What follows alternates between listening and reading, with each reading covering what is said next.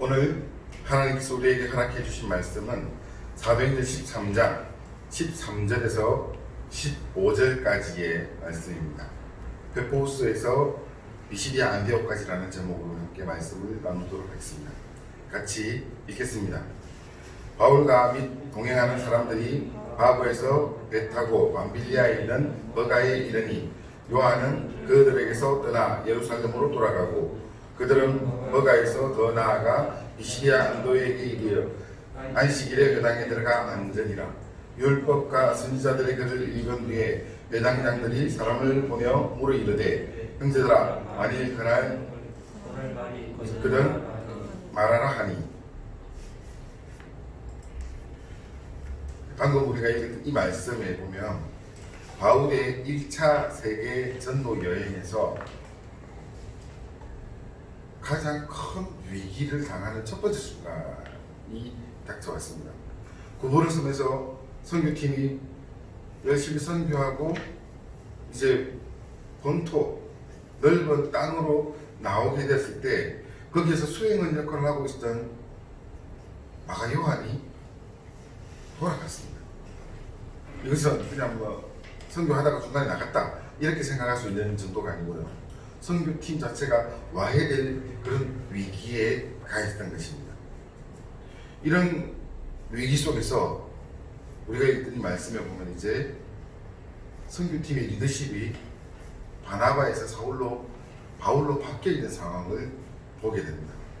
바울은 이런 위기 가운데 그가 어떻게 하나님 앞에 반응하면서 하나님의 뜻을 쫓아 따라가고 있는지 오늘 우리가 읽었던 이 말씀 속에서 살펴보도록 하겠습니다. 방금 우리가 읽었던 말씀 13절에서 15절 말씀 다시 한번 읽어보겠습니다. 시작. 바울과 및 동행하는 사람들이 바보에서 배 타고 밤빌리아에 있는 버가에 이르니 요한은 그들에게서 떠나 예루살렘으로 돌아가고 그들은 버가에서 더 나아가 비시디아 안디옥에 이르러 안식일에 회당에 들어가 앉으니라. 율법과 선지자들의 글을 읽은 후에 회당장들이 사람을 보내어 물어 이르되 형제들아 만일 백성을 권할 말이 그는 말하라 하니. 먼저 우리가 읽었던 이 13절에 보면 바울의 위상이 새로워짐을 느낄 수가 있습니다. 어떻게 이런 일이 일어날 수 있는가 하면 원래 바울은 안디옥 교회가 세워지고 난 뒤에 거기에 목회자로 들어가면서 서부 역할을 하는 사람이었습니다. 바나바가 주 역할을 하고 있었고 바나바를 돕는 형태의 사역을 하고 있었습니다. 그런데 이렇게 이 두 사람의 이름이 본격적으로 바뀌게 된 것은 바로 이 베포스에서 엘루마 바예수라는 박수를 성령 충만으로 물리치고 난 후에 바울의 위상이 거기서부터 달라진 것입니다. 지금까지는 늘 성경의 기록에 이렇게 되어 있습니다. 바나바와 사울 이런 표현을 떼고 있다가 23장 13절 이후에는 거의 모든 기록이 바울과 바나바로 바뀌어 있습니다. 그래서 우리의 입에는 바울과 바나바가 굉장히 쉽게 익혀져 있는 사실입니다. 물론 이 뒤에도 바나바가 먼저 기록된 것이 3번 정도쯤 있긴 합니다.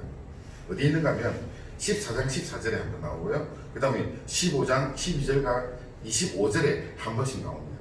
근데 그 외에는 이 두 사람의 이름을 같이 붙였을 때 늘 바울과 바나바라고 이렇게 표현되는 겁니다.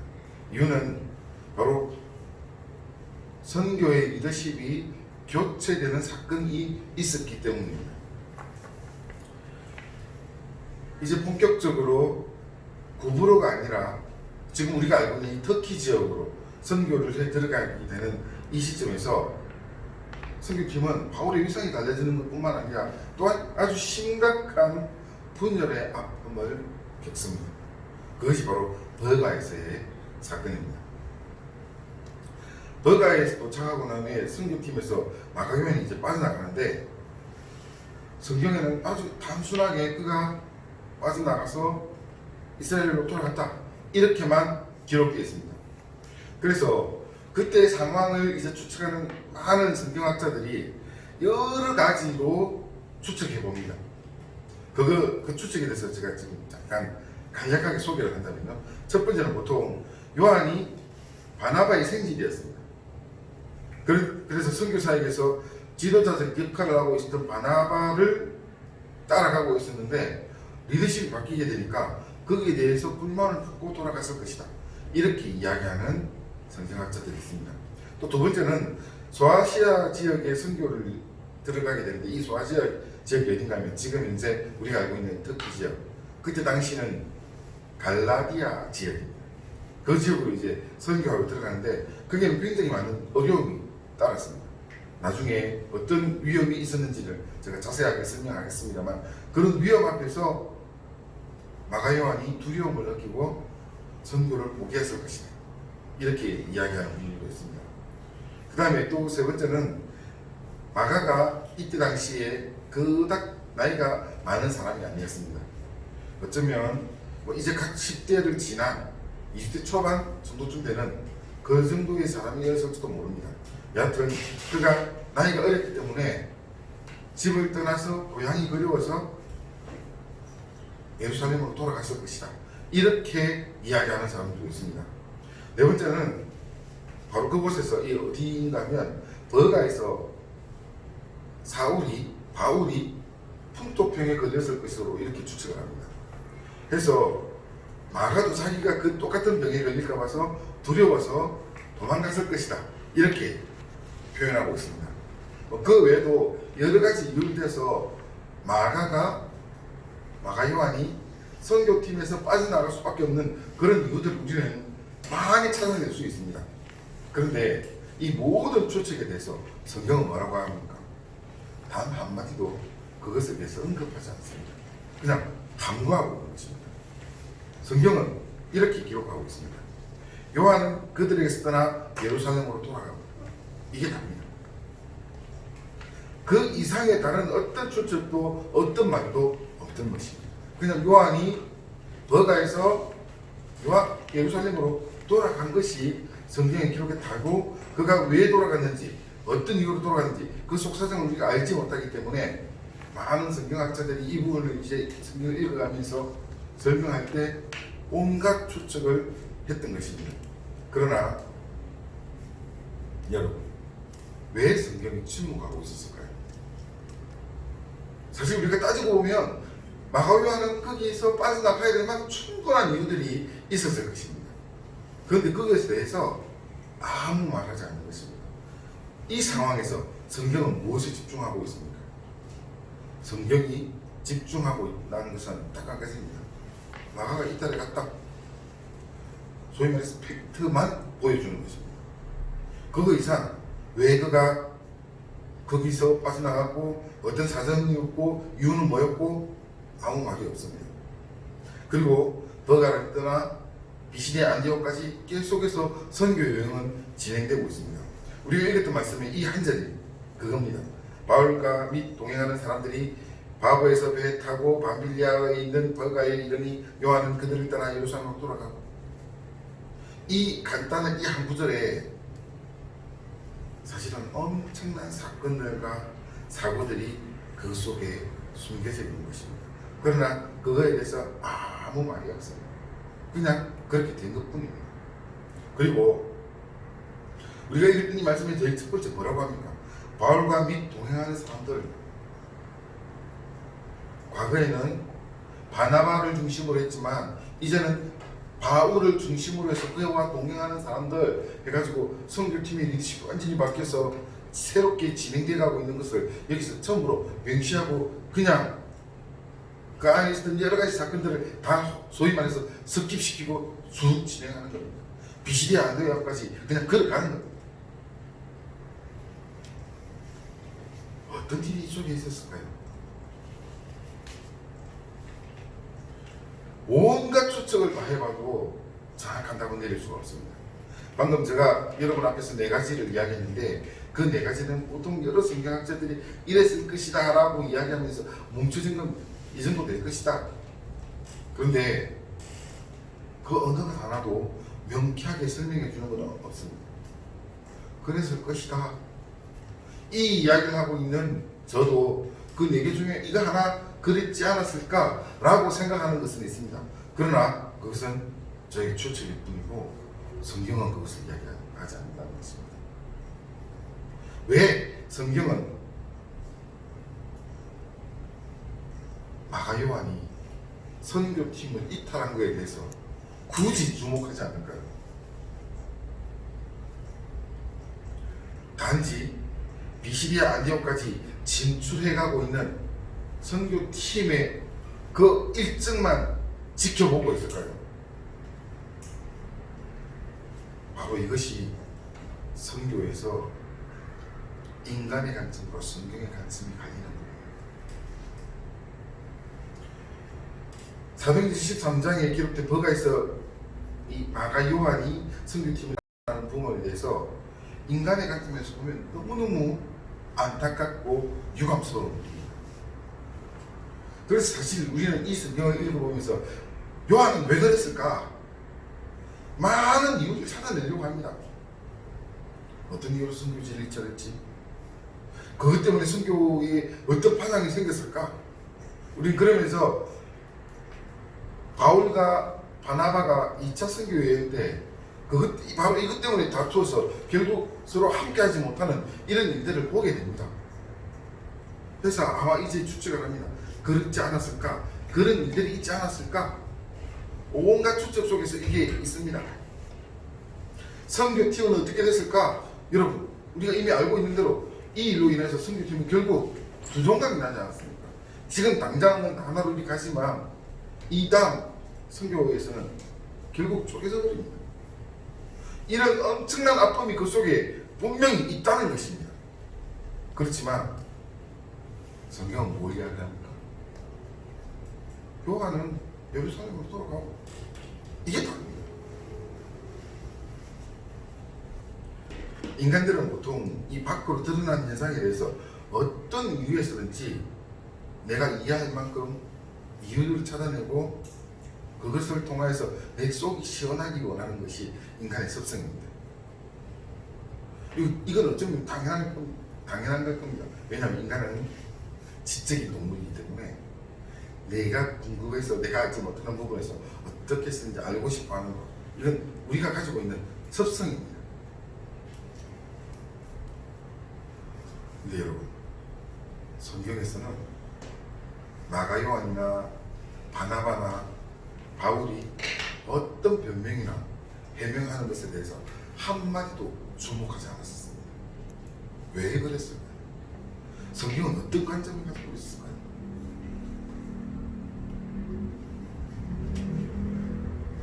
사도행전에 기술되어 있는 1차 선교 여행에서 보면 버가에서 비시디아 안디옥까지 매우 먼 거리입니다. 간단하게 갈 수 있는 거리가 아닙니다. 그런데 이 먼 거리를 마치 옆 동네 가듯이 간단하게 서술해 있었던 겁니다. 왜 그랬는가 하면 성경에서 주목하고 있었던 부분은 바나바나 바울이나 요한에게 생겼던 그런 어떤 갈등들, 왜 그런지 우리는 알 수가 없습니다만 온갖 추측으로밖에 이야기할 수 없는 그것에 대해서 성경은 전혀 주목하지 않고 성경이 목적하는 바는 따로 있었기 때문입니다. 이것이 바로 인간의 관점과 하나님의 관점의 차이입니다. 어떻게 보면 성경에서 이렇게 기록되어 있는 부분에 대해서 우리는 참 야속하다고 느낄 수가 있습니다. 요한을 보십시오.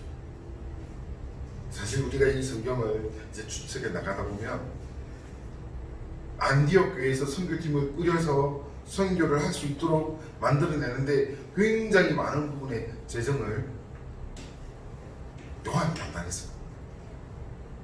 분명 그랬을 겁니다. 그리고 요한은 또한 자기 스스로가 열심을 내면서 이 선교에 동참했던 사람입니다. 구브로 성에서 회당에서 선교하는 그 폼을 실질적으로 만들어냈던 사람입니다. 유대인으로서 유대인에게 선교하는 그런 많은 기법들을 만들어냈던 사람입니다. 그럼에도 불구하고 어떤 갈등으로 헤어지게 됐는지 성경은 단 한마디도 하지 않았습니다. 왜냐하면 성경의 목적은 무엇입니까? 복음적으로 하나님의 말씀을 세우고 가는 것입니다.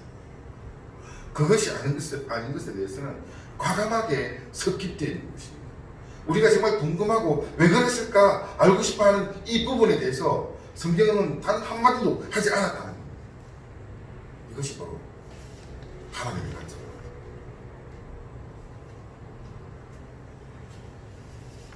버가에서 BCD 안데오까지 결코 간단한 길은 아니었습니다.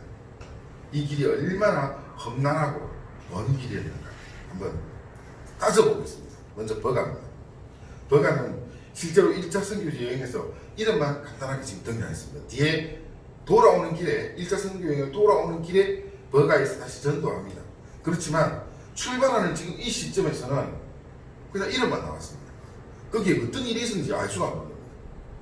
사람들이 추측하기에 아마 바울이 여기서 심한 풍토병에 걸렸을 것이다 이렇게 추측을 하는데 그것도 따지고 보면 추측입니다. 바울이 그랬는지 바나바가 그랬는지 아니면 실제로 풍토병에 안 걸렸는지 우리는 알 수가 없습니다.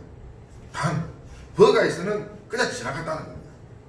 근데 버가가 어떤 곳인지 아십니까?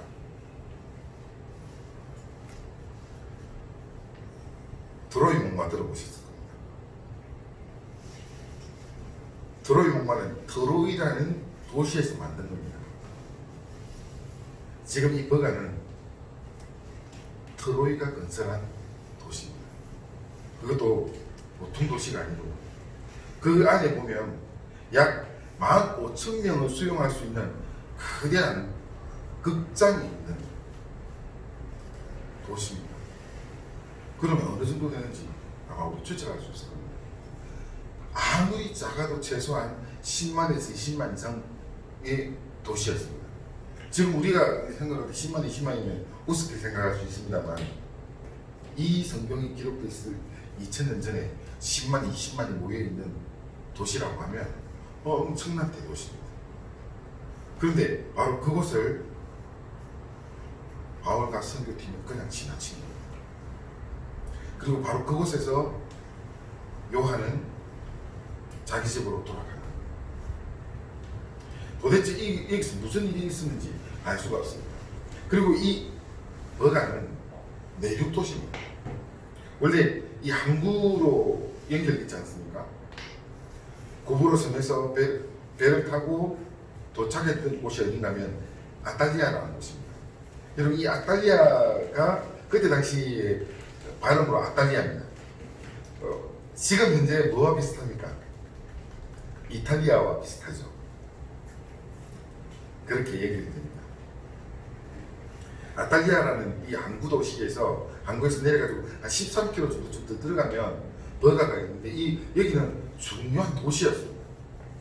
그럼에도 불구하고 거기를 그냥 지나쳐버린 겁니다.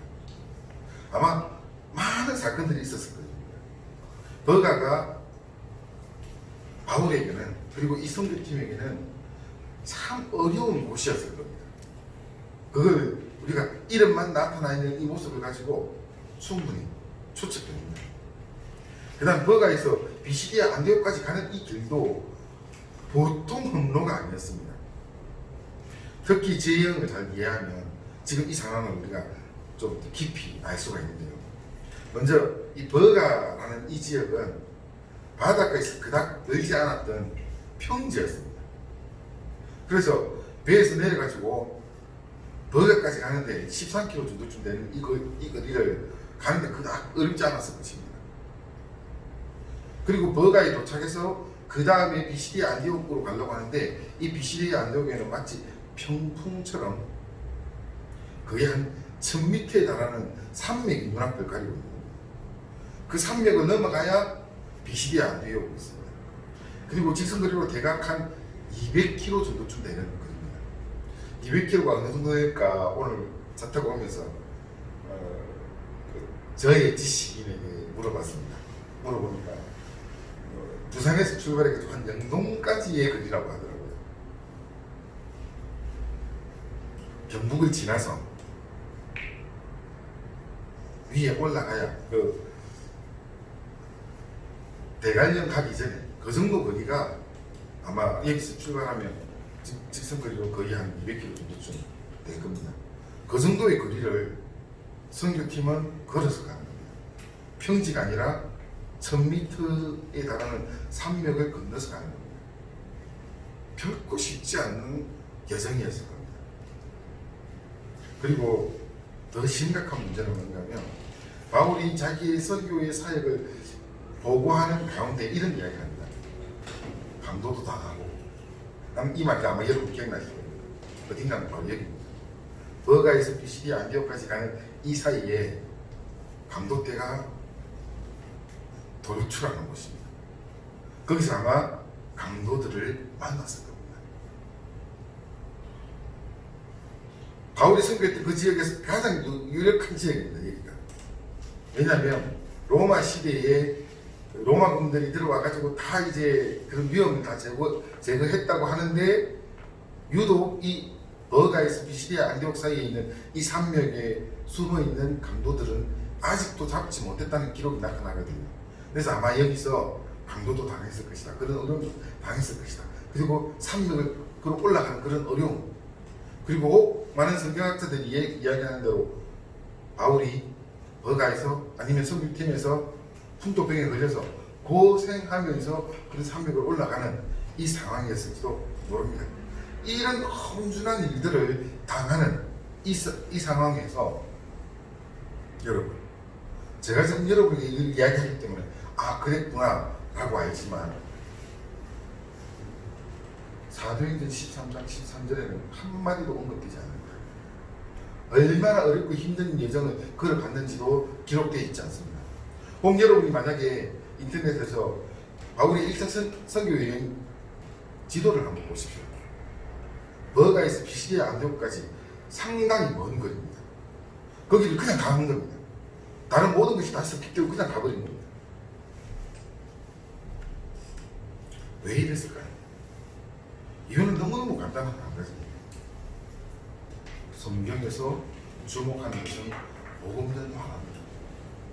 선교팀이 어떤 일을 당하고 거기서 뭐 때문에 왜 이렇게 힘들어하고 한마디도 그것에 대해서 언급하지 않는 것입니다. 오로지 복음 전도 이것 한 가지입니다. 그리스도의 공동체를 한번 바라보고 봅니다. 그리스도 공동체에서 생기는 많은 문제들은 항상 보면 인간의 관점과 하나님의 관점의 차이에서 문제가 발생합니다. 사실 저는 늘 이 관점으로 문제들을 바라봅니다. 인간의 관점에서 어떤 문제가 생기고 그 문제에 대해서 하나님의 관점은 무엇인가. 사실 이렇게 보면 굉장히 문제가 간단하게 해결되고 심플하게 문제가 바라봐집니다. 그렇게 보지 않고 각 개인의 문제를 가지고 따져 나가다 보면 이건 실타래가 되거든요. 풀 수가 없는 문제가 됩니다.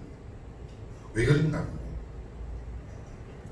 인간은 다 개개인이 주장할 만한 타당한 이유가 다 있습니다. 문제는 그렇게 주장하는 것은 전부 다 자기의 관점이라는 겁니다.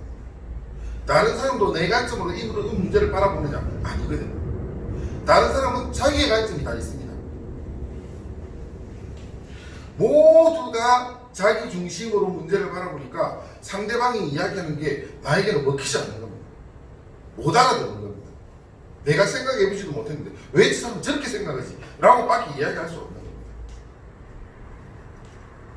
이게 인간상입니다. 교회 공동체 안에서 교회 안에서는 어떨까요? 마찬가지라는 거죠. 각자의 개인의 관점으로 서로를 바라보면 아무것도 풀릴 수가 없습니다.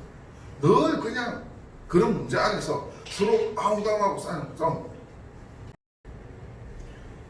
성도들 사이에서도 마찬가지입니다. 얼마나 많은 갈등이 일어나겠습니까? 그건 너무너무 당연한 겁니다. 왜 그런가 하면 모든 사람이 반드시 내 마음 같지 않거든요. 서로 다를 수밖에 없습니다. 그런데 저 사람이 왜 내 마음과 다르지를 가지고 따지기 시작한다면 그건 교회가 아닙니다.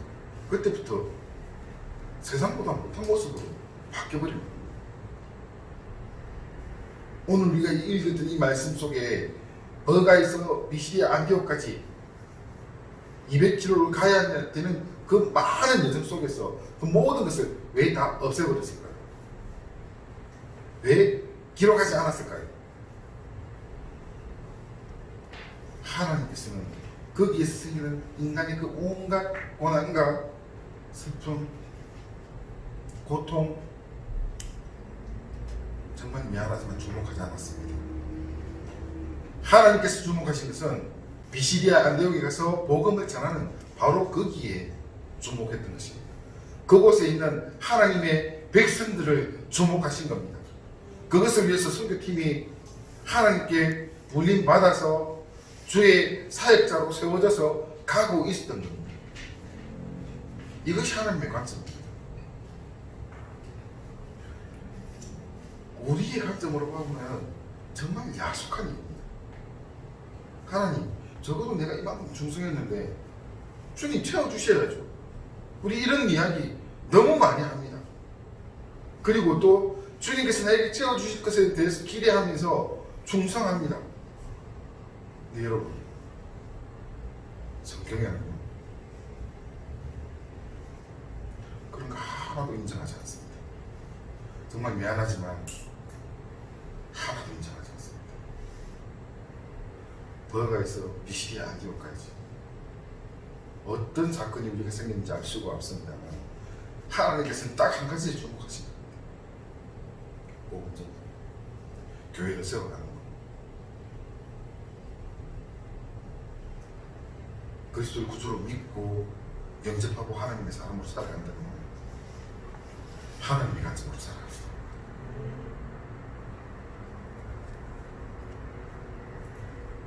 하나님의 관점으로 이 문제를 바라보지 않는다면 우리 주변에 와 있는 이 모든 어려움에 대해서 우리는 해결할 수가 없습니다. 100이면 100사람의 관점이 다 있습니다. 그 사람이 원하는 것들은 다 다릅니다. 여러분, 각자의 원함은 누가 채우는가? 하나님께서 채우십니다. 하나님 관계 속에서 채워지는 겁니다. 그리고 그리스도의 공동체는 우리가 이렇게 하나 되어 있는 것, 함께 교제하는 것, 하나로 뭉쳐져 있는 이유는 우리끼리 좋고 우리끼리 재밌기 위해서는 절대 아닙니다. 하나님의 목적을 위해서 우리가 모여져 있을 뿐입니다. 그 목적이 무엇인지 찾아내는 것, 그것을 향해서 가는 것, 이것이 바로 표대를 향해 걸어가는 그리스도인의 삶입니다. 우리 안의 교회가 하나님께서 세우신 이 목적대로 살아간다면 아마 저는 확신합니다. 지금 이 시대에 주께서 세우려고 하는 그런 표대가 될 것입니다. 왜 제가 이렇게 확신합니까? 하나님께서는 여기 있는 이 성경의 말씀대로 하나님께 주목하고 하나님의 방법대로 하나님께서 원하시는 것을 행하는 그런 교회를 너무나 간절히 원하십니다. 우리가 그런 교회가 됩시다. 나의 소망과 나의 필요를 채우는 것이 아니라 하나님을 시원케 하는 그런 교회가 됩시다. 우리의 소소한 사정에 대해서 주님은 섭섭하게 원하십니다. 그것은 하나님과 우리의 개인적인 관계 속에서 주님께서 나를 채워 가실 것입니다.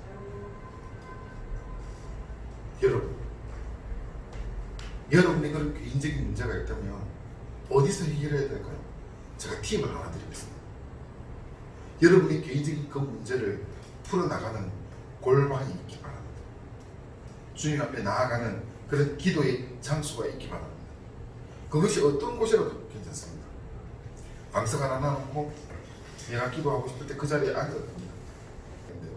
여러분 각자가 가장 친밀하게 하나님과 만날 수 있는 방법, 그런 골방이 반드시 있기 바랍니다. 그것은 내가 내 개인적인 문제를 해결하는 것이고, 그 다음 교회 안에서, 공동체 안에서 하나님의 뜻을 채워가는 것, 주님의 뜻을 준행해가는 것, 그것을 위해서 우리는 하나 되어야 됩니다. 이것이 교회의 목적입니다.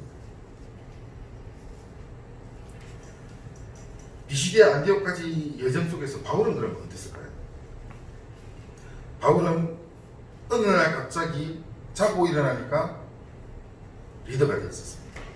자기가 기적으로 원해서 됐는지 우리가 알 수가 없습니다만 갑자기 성령이 충만해서 바 예수를 물리치고 난 후에 주위에 있는 사람들이 자기를 리더로 인정하기 시작한 겁니다. 그리고 버가로 가니까 거기서 문제가 터졌습니다. 선교팀이 리더십이 교체하고 난 후에 바나바에서 바울로 교체되고 난 후에 자기는 이 바울은 그때부터 소위 말해서 센 고생을 하기 시작하는 겁니다. 보십시오. 선교팀이 와야 되거든요. 요한이 나가버렸습니다. 함께 똘똘 뭉쳐서 선교의 목적을 가지고 전진하는 것도 버거울 텐데 그 안에서 마음의 상처가 나고 생치가 나서 서로 이어져버린 겁니다. 얼마나 힘들었을까요? 뿐만 아닙니다. 비시디아 안디옥까지 가는 이 항로, 앞에서 제가 잠깐 말했습니다만 1000m 이상 되는 산맥이 눈앞을 가리고 있고 그 산맥을 넘어가야만 하는 그런 항로에서 강도의 위협을 당할 그런 위험에 놓여 있었습니다. 강도의 위협을 당했습니다. 얼마나 힘들었을까요? 가진 거 다 뺏겼을지도 모릅니다. 누군가는 상해를 당했을지도 모릅니다. 그렇게 비시디아 안디옥까지 가고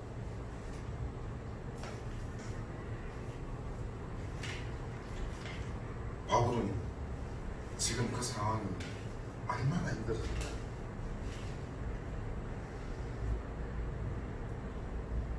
문제는 마가 요한이 나간 이유에 대해서 아무 이야기도 없었던 것처럼 새로운 리더십을 가지게 됐던 바울이 비시디아 안디옥까지 가는 데 있어서 어떤 어려움을 당했고 어떤 심정이었고 한마디도 없다는 겁니다. 그냥 하나님의 목적대로 갔다는 겁니다. 그것이 답니다. 14절에 이렇게 되어 있습니다. 그들은 뭐가 있었더나 비시디아 안디옥에 이르러 안식일의 회당에 들어가 앉으니라. 시간이 얼마나 걸리는지 모르겠습니다만 그들이 가서 결국 복음을 전할 바로 그 장소에 가서 앉은 것, 그 자리에 도착한 것, 이것이 답입니다.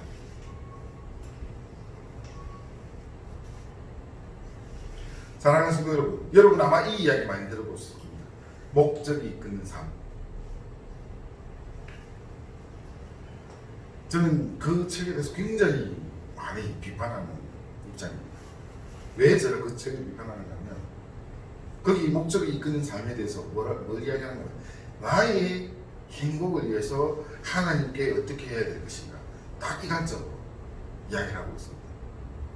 제가 방금 이야기했던 이 한 문장을 가지고 그 문장을 이 관점으로 책을 보십시오. 그러면 너무너무 이해가 잘 될 겁니다. 내가 어떻게 행복할 수 있는가, 행복할 수 있는 방법에 대해서. 근데 거기에 적혀있는 것들은 너무너무 또 성경적인 말입니다.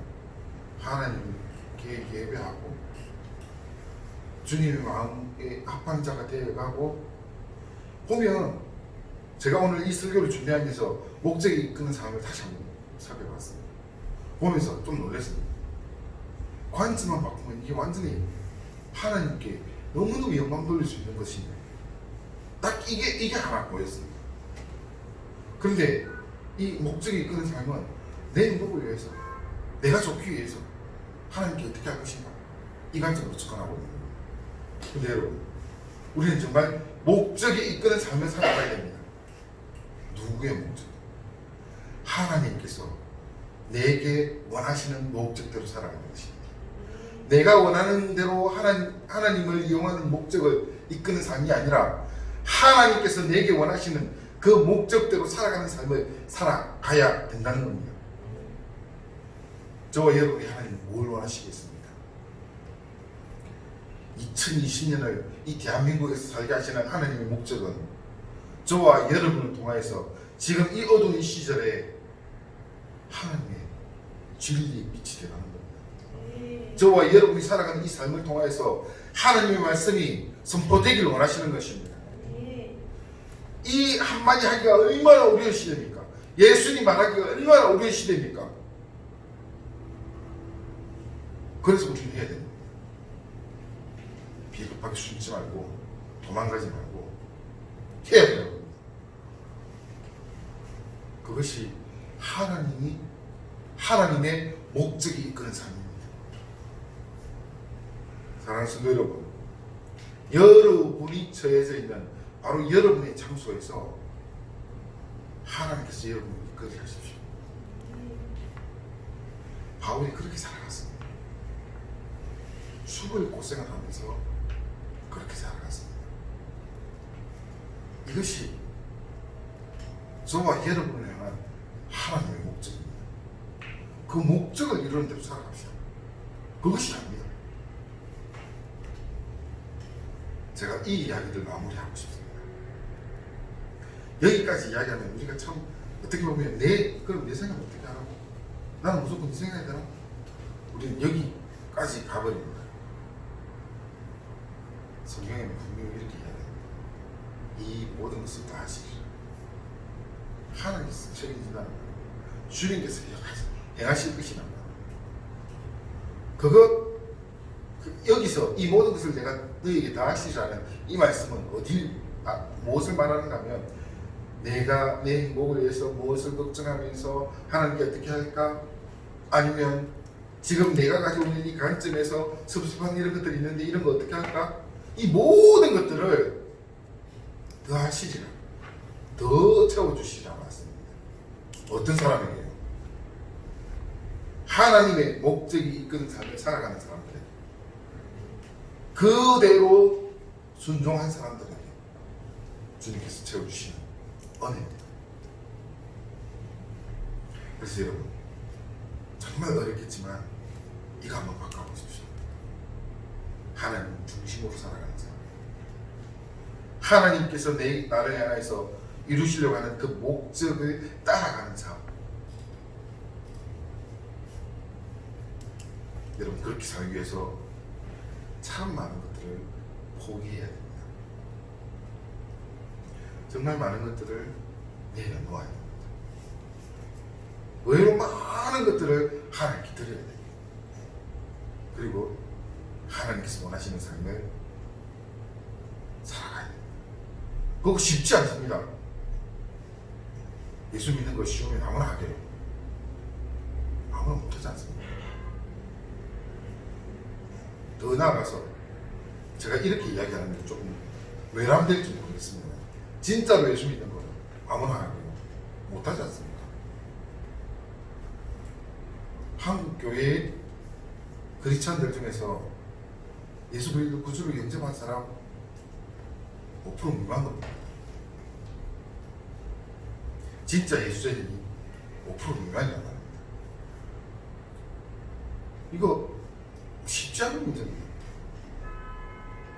근데 여러분, 이 역사의 주관자는 하나님이시고 하나님은 그 5% 미만의 그리스도인들을 통해서 주님의 나라를 이루어 가신 것입니다. 전 여러분 모두가, 저와 여러분 모두가 이 5% 미만의 사람들이 반드시 소망합니다. 그리고 하나님의 역사를 이루어 가시는 거기에 주님께서 일일이 핀셋으로 드러내어서 사용하는 여러분 되길 바랍니다. 그것이 우리의 기쁨이 되길 바랍니다. 하나님 우리에게 이런 은혜를 채워 주시기 바랍니다.